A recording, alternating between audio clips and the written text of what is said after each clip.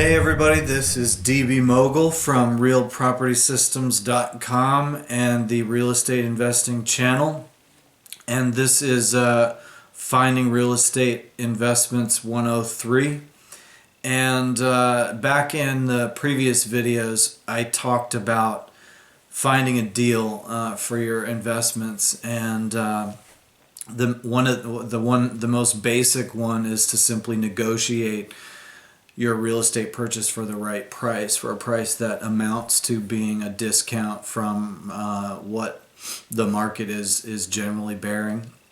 And then we talked about actually trying to go out and create opportunity for yourself. And so there's definitely a difference between these two approaches. So that said, in this video I want to talk about just a couple of the methods of actually being proactive to attract deals to you. And then I think in the next one we'll get into some of these, another method, so that they're specifically dealt with. So the first idea really is just simply the idea of going out and advertising. In any way that you can advertise that you're interested in purchasing real estate. So you can begin to discover for yourself some of the ways that you can actually put it out there that you want people that want to sell real estate to contact you. And that's different from, of course, going out and finding real estate for sale. So as we begin to work on our word of mouth and our networking, that's one way. These are ways that you can do this on the cheap, right?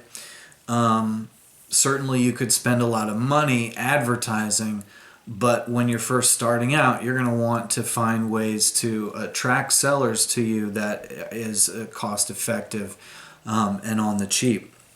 So, for example, direct mail is an approach people use. You can get targeted names and addresses of absentee owners or certain kinds of property owners and do a mailing campaign, but that's not cheap. So one of the things you can definitely do is get yourself some business cards. I know there are places on the internet that will offer free business cards if you allow them to co-brand with you, or simply get cheap business cards. And those cards can brand you as a real estate investor. You can take the time to use some of their templates and create an identity. If you have skills, you can do that, or you could use Fiverr and get a logo for yourself. And on these business cards have "We buy houses" or something to that effect, so that everyone you contact can get a piece of your advertising. And as you network more and more, those are going to help you make contact with people who might need to sell real estate or know someone that needs to sell real estate. So as we're going to advertise, you can find many different ways of doing that. Newspapers, Craigslist, other websites, Facebook and Instagram even are places where you can begin to advertise and get inbound calls.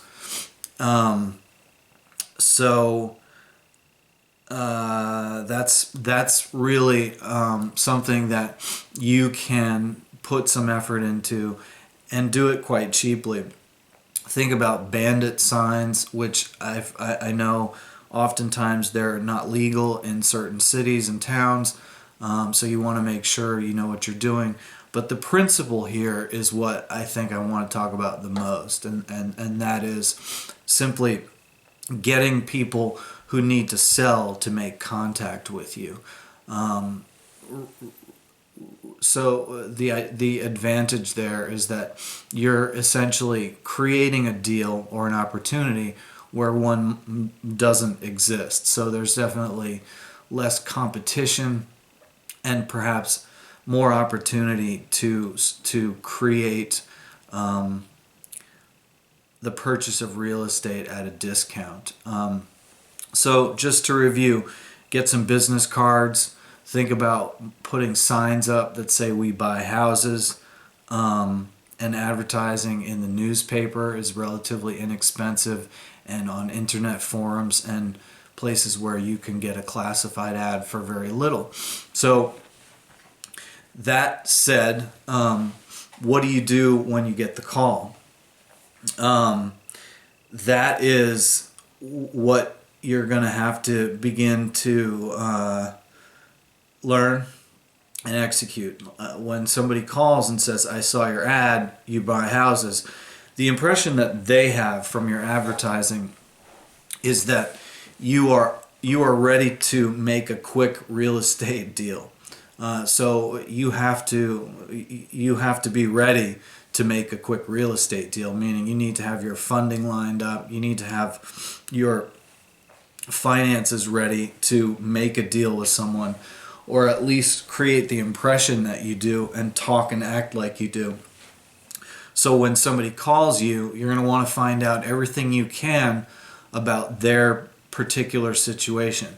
What type of property is it? Where is it located? How much did they pay for it?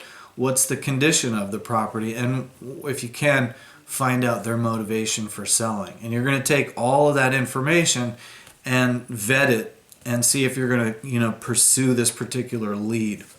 When you do a campaign for yourself, whether it's putting a sign up or running an ad in the newspaper. Now, mind you, these are really basic methods of attracting sellers. But when you begin to accumulate the leads, you're going to want to keep a file on all these prospects and track them down. Do the research. Find out what you can about the property. Physically inspect it. Look at the tax records.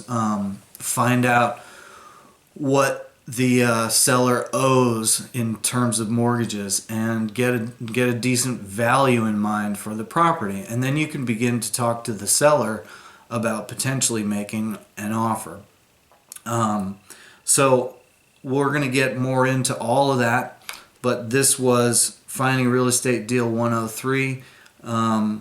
Basically, we're going to want to have our business cards ready, and you want to dip your toes into some methods of advertising to get some sellers contacting you versus going out to sellers that are already advertising themselves. And that was fundamentally the difference that I wanted to identify. So we're going to move on in the next video. Like and share this one. Don't forget to subscribe to the channel and pick up my free guide to becoming a real estate mogul from the link in the About section. And I'll see you next time. Thanks.